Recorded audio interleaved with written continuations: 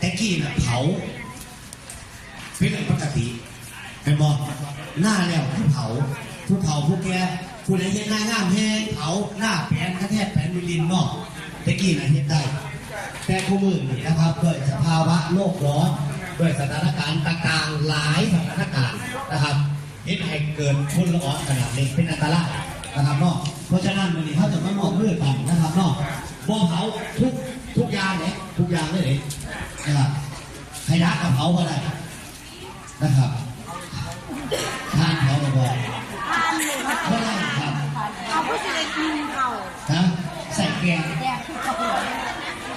ก็ไม่ได้ปิ้งไก่ไม่ได้ปิ้งเขาแกงเลยนะครับเพราะว่าทีนี้มาตรฐานเพิ่นมันสิต้องลดเป็นช่วงเวลาเป็นมีระยะผ่อนปลนระยะช่วงเวลาที่กำหนดแต่ตอนนี้ก็คือห้ามเผาทุกกรณีใช้คำว่าห้ามเผาทุกกรณีนะครับไม่ว่าจะเป็นเผาในพื้นที่การเกษตรไม่ว่าจะเป็นเผาขยะมูลฝอยไม่ว่าจะเป็นการเผาทับก้อนสารเศษกิ่งไม้ไฟนาบริเวณรอบบ้านคือทุกกรณี